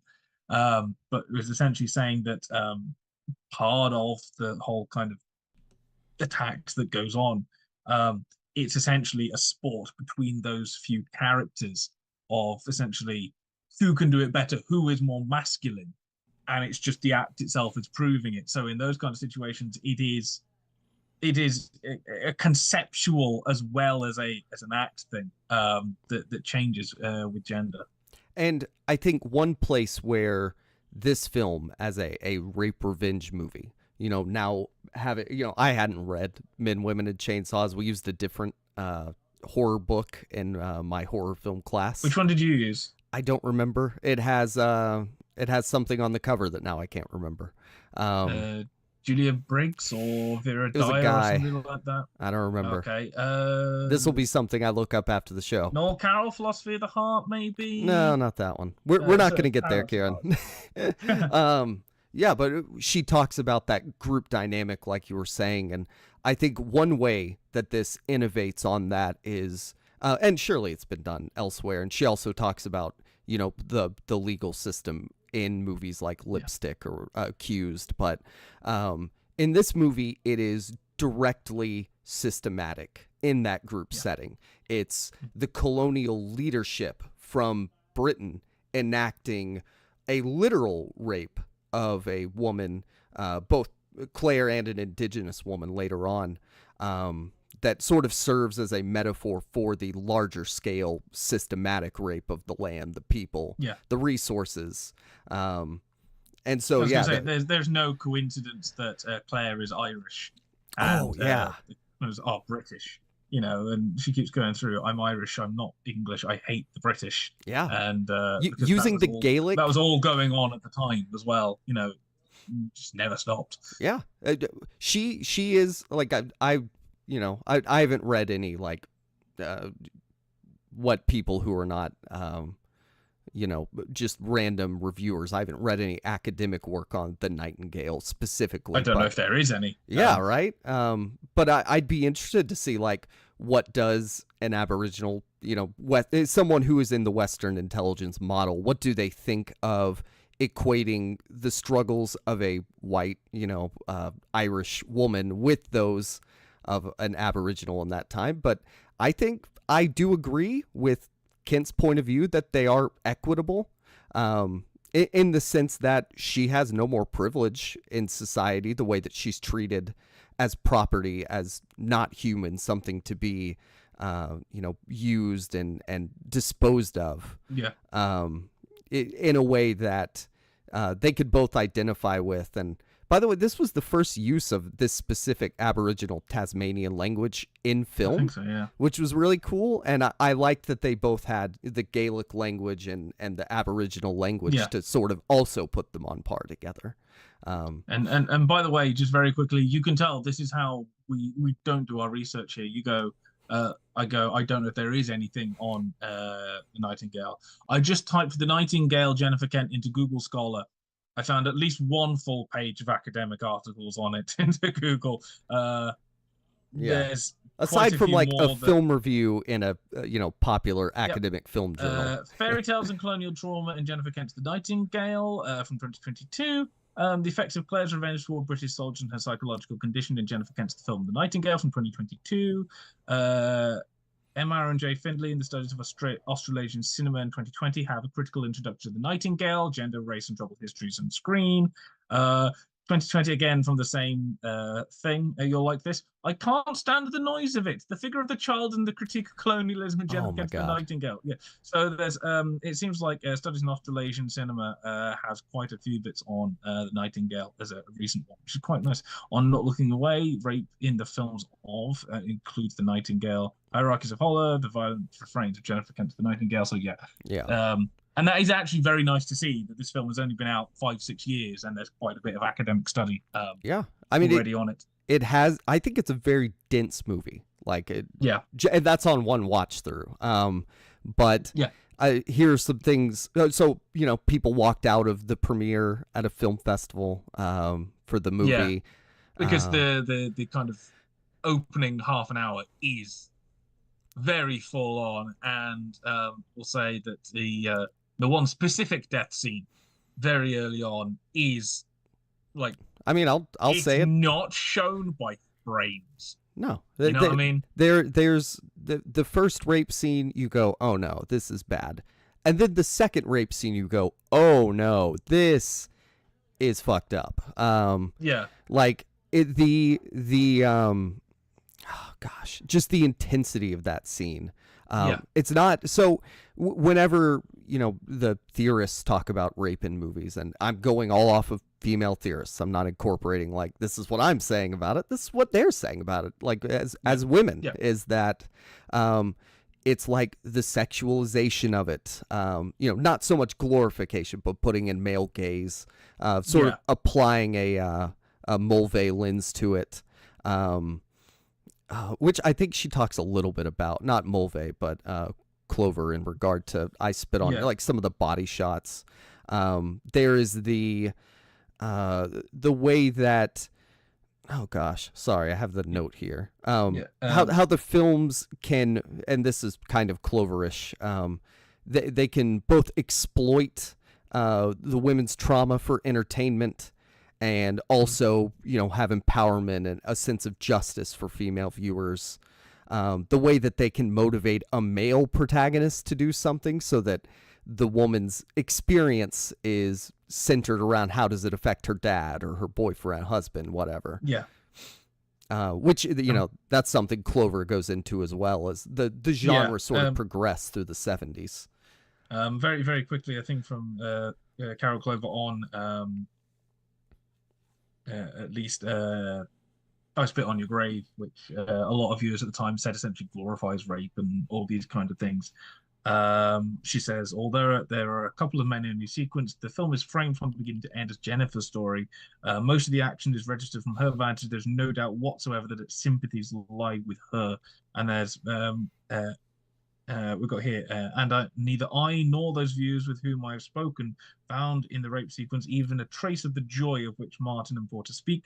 The rapes are presented as almost sexless acts of cruelty that the men seem to commit more for each other's edification than for their own physical pleasure. So she's as a very prominent feminist critic, and I mean, it's amazing actually wrote the book on how it. this well in various things, but the fact is this is still on the syllabus and it's 30 years on, so it's still having its ramifications.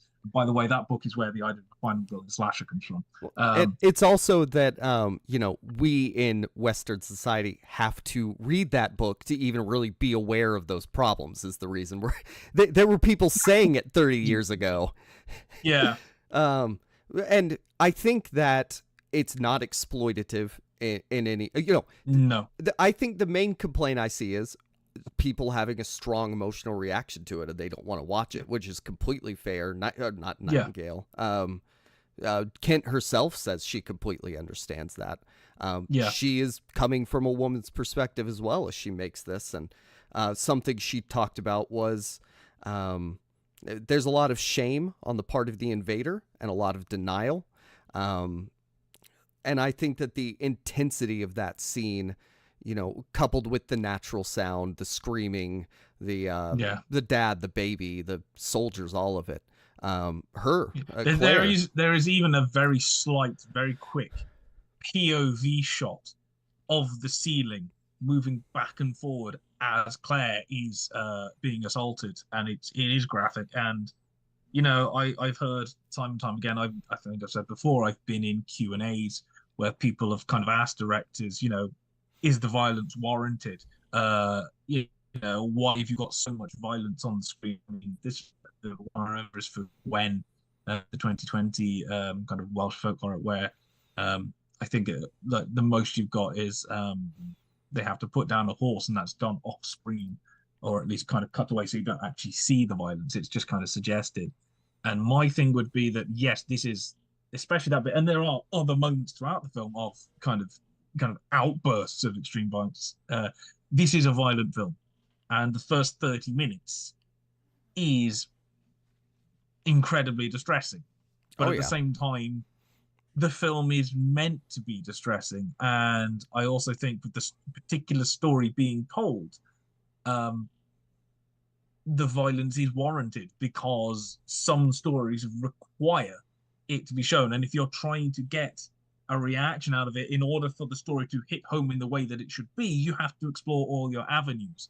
And although I am somebody that goes, violence should not be shown for the sake of violence, anything like that, there is a time and a place for it. And if it's going to have a stronger emotional impact by shoving it right in your face, then go for it. If it's going to have a stronger emotional impact by just having like a shot of the barn from the outside and hearing somebody screaming, then do it like that. I am not one that will always go for the blood and guts. I'm one that goes, look, if the blood and guts works, use it. And in this case, I think, personally, from my point of view, it's a very hard watch. And definitely, if you're watching it on your own and there are other people in the house who watch it with headphones, well, and people are going to be wondering, go, what the hell is going on? But I think it is justified in this case.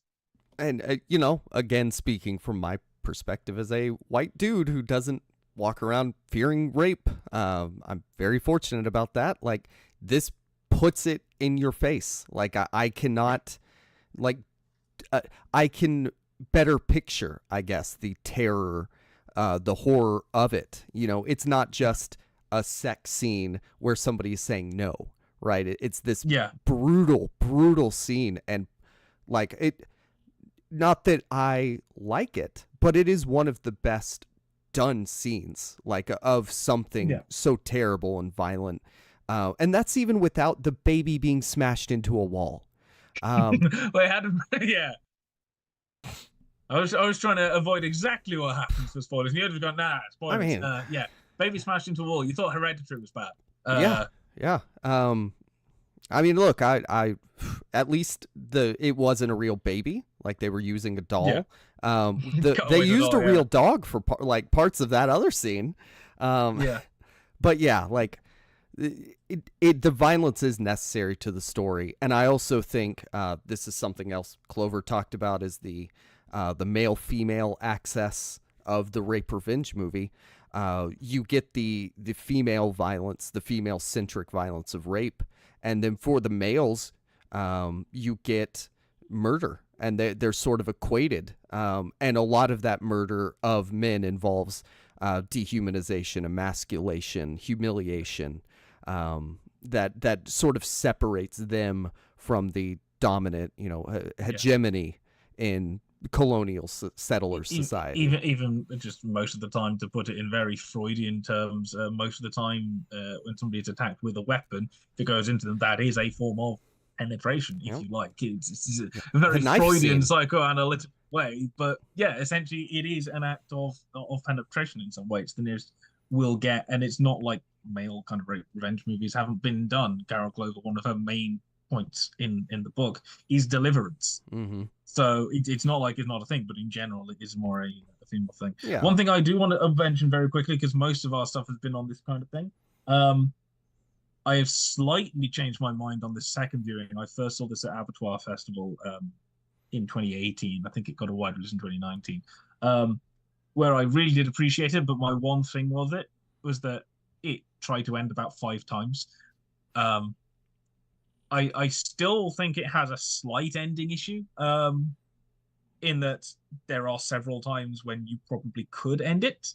But on second time viewing, I think that I understand more why it has the length it is, having watched this, you'll know this. It's like, theoretically, probably in a kind of older Western, the scene when they're on the kind of the foggy hilltop, you'd extend that to like a 10-minute shootout, and you could end it quite nicely in a kind of the 50s Western, and it would work there, if that makes sense.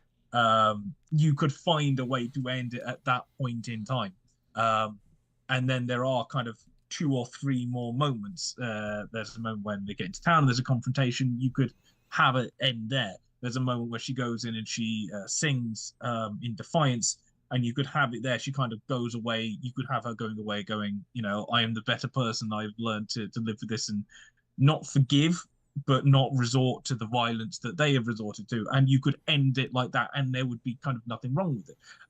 You could have it right at the end after they stagger out of the house and just have them ride off and end it there, and that would be the end of it, and not have that final beach scene, which once or twice, even at that beach scene, you think it could end here and there would be nothing wrong with it. I think my issue with it the first time those endings, again, I loved the rest of it, and my main issue was you can cut it about 5 times in the end. It's not like a Return of the King ending, but there are ways you can cut it.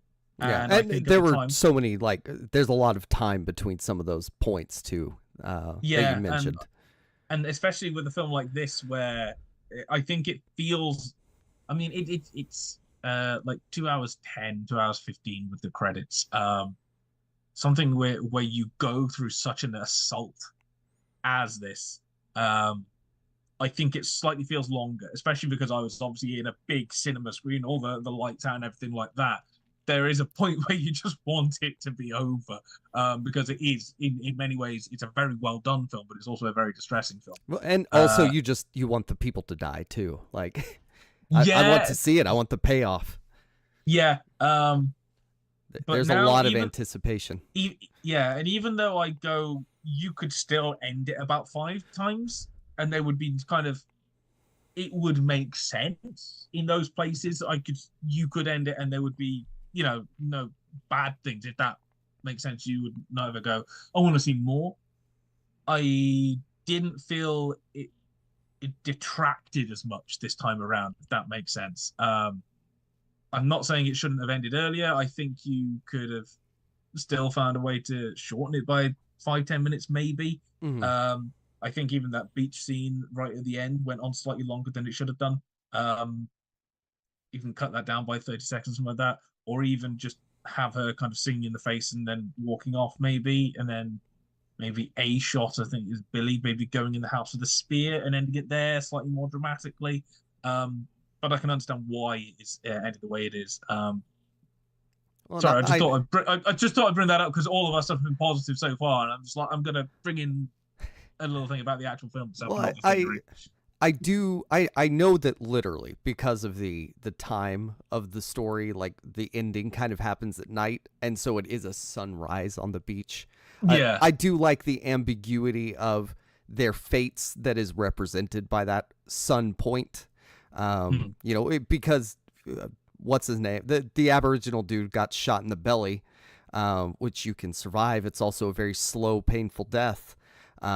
We don't know if he dies or not. And same with Claire, is she going to be on the run? Is she going to escape? Or is she going to get caught and killed like so many other people in this movie? I think I liked it for that, and I wasn't, I wish, that on that mountaintop that there had been more of a shootout kind of thing, but I also like that they just kind of capture and continue the hopelessness and, And I also like the, that's another axis that she writes about is the country city axis, and rather than the violence this occurring, is still Carol Clover now. Yes, rather than the violence occurring in the country, they get into the city and they bring the horror there to these settlers who want to just live their nice European life in Tasmania. I think one of the really fascinating scenes for me is that one where she has to pretend he's her Aboriginal slave or whatever.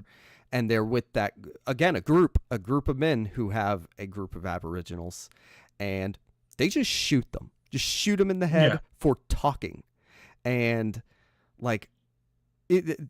that was as hard for me to watch as the rape, like, Yeah, because they're having a conversation, all, you know, the guide and the group of Aboriginals, they're like, oh yeah, all of your people are dead, so are all of ours, like, this is genocide, it's extermination of groups of people for their culture, yeah, because they are getting in the way of the settler's life.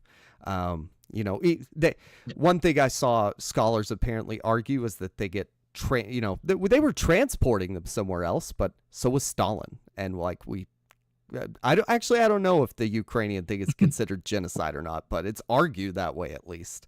yeah. I mean, the Jews were transported. You wouldn't. Oh yeah, they set up settlements, and no, you wouldn't say that. Yeah. Yeah. So I thought that was another really powerful and horrifying scene. A good use of the violence. I think one of the interesting things about this, I'm seeing how much time we're spending on this. Like, I thought 2 films, we'll get no discussion out of this, but we're going on quite a bit.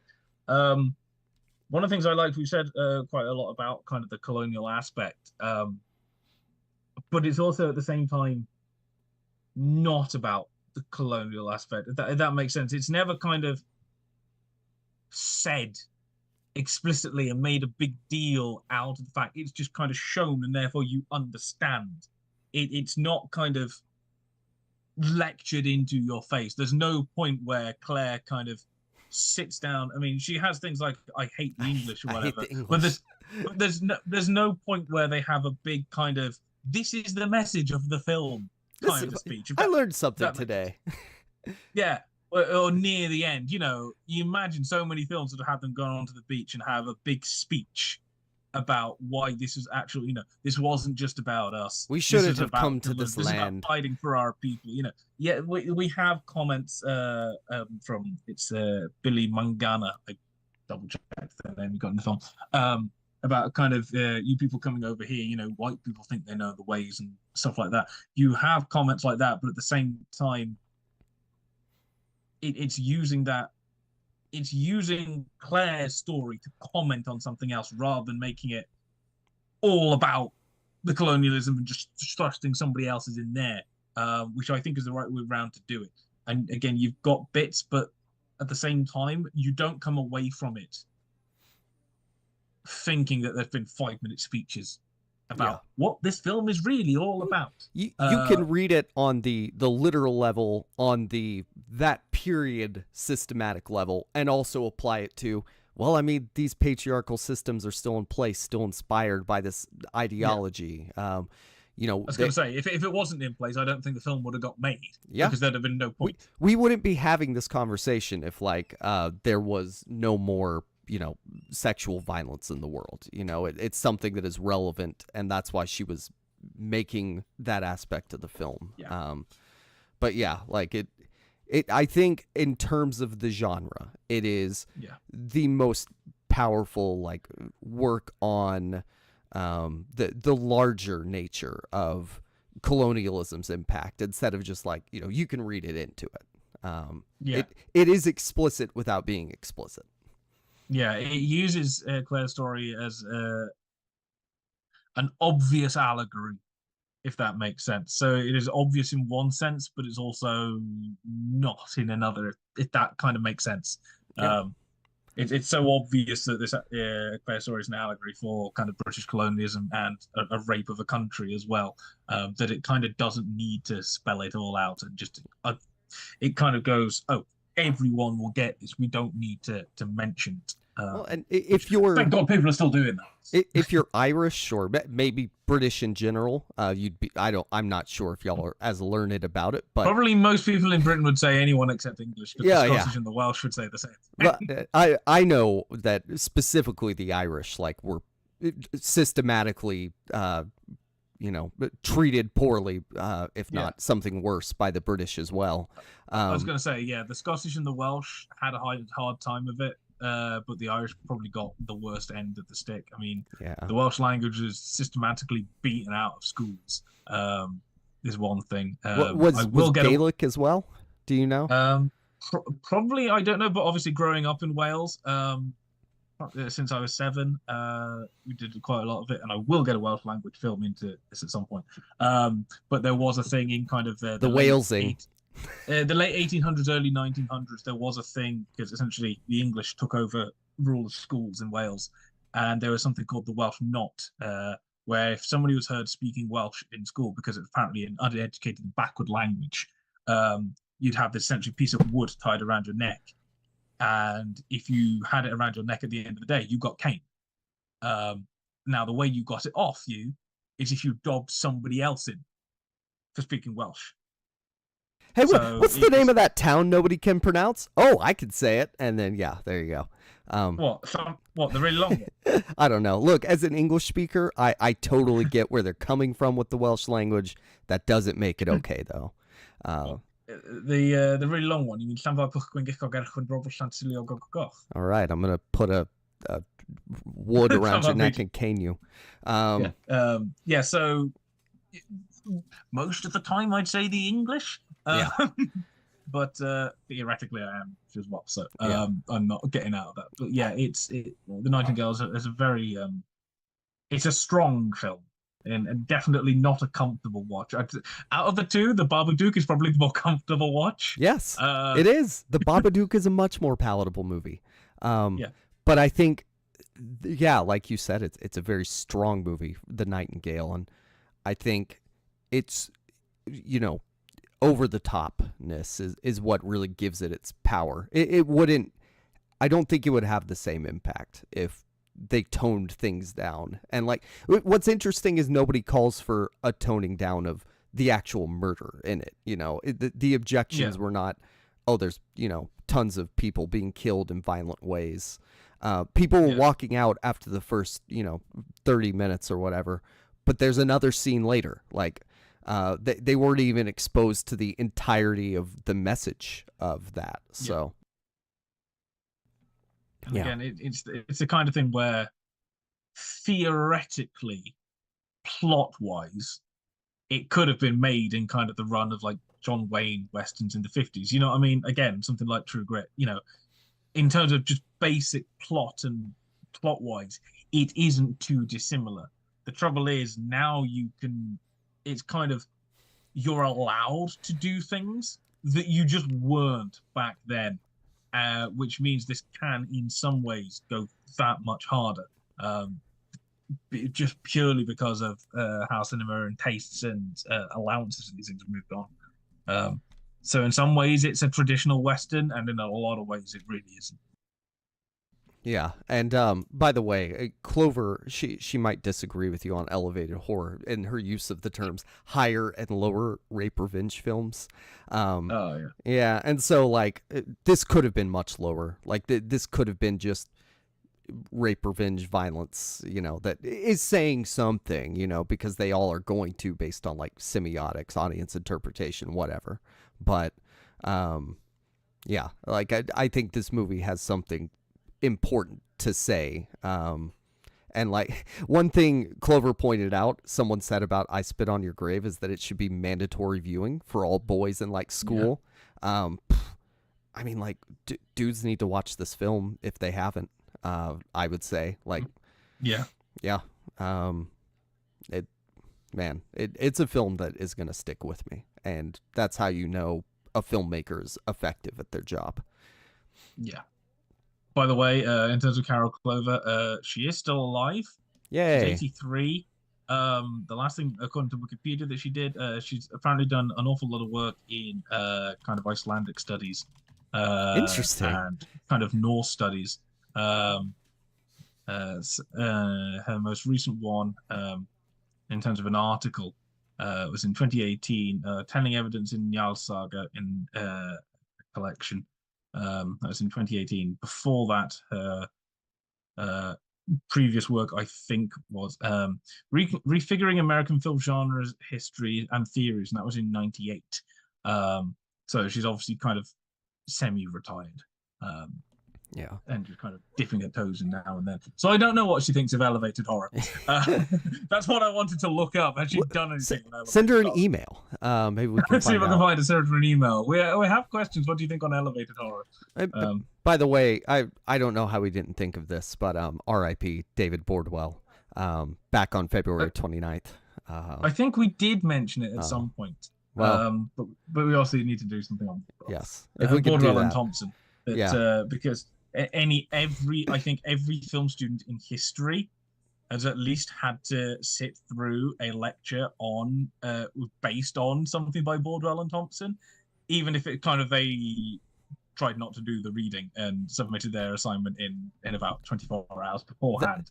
They know of David Bordwell and Kristen Thompson. That's actually the only way I've read Thompson is because and Bordwell. But I read Bordwell they come individually. together as a package, even though they're both individual theorists. Yeah, I need to find something Thompson has written as well. Yeah. All right. Well, that is our long discussion on Jennifer. I was going to Kent. say this is like the longest episode we've done. It's on like somebody with 2 feature films somehow. I mean, that's the nice thing about her only having 2 movies. Like I had not seen most of Lucas films last week, so now I've seen one more with Challengers, which go see it. I was going to say at this rate, we're going to have an episode where we literally just talk about one film and it'll be 5 hours long. Oh, you mean like the old show? Before I cut it down. Yes. But anyway, that's it for Jennifer Kent. But if you want to hear more from us, Kieran, where can people find you? Hopefully nowhere. But I am judgmental across the various places. I don't think I have anything massively recently on Film Magazine. I think the last thing I did was I can't remember if I was because I was off last week, so I was busy working on presentations. Yeah.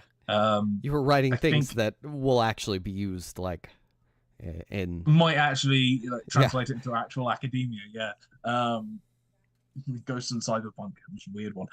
But I think in the meantime, since 2 weeks ago, my review of Sherlock Junior has gone up on the Film Magazine. It did. Possibly Max von Sydow article. I can't remember if that was did too. Last time. But I remember they went up, but I can't remember if they were in the last 2 weeks or not. Yes. They might just like before, but yeah. I may have more stuff coming, but those will be the most recent stuff. Well, and to rehash Sam's that he said last week, because there's nothing else for him, you could find him at SSP Thinks Film at sspthinksfilm.com. Did you do this for me last week? I did, and I mentioned those 2 articles. Go read Sam's review of Rebel Moon Part 2, The Scargiver, and Alex Garland directed films ranked. Only 4 of them. Then we have to have the discussion. He's never missed. Now I'm sure there are people that will have stronger opinions on his men. Yeah, on men. Yeah. I mean, I didn't want to say men, but yeah, on men. But yeah, you can find me at Jacob Film Guy. I don't know. I will write something eventually. I was gonna say you're slacking, mate. Yeah, but you know what? I talk on here, so listen to me talk. And that is it.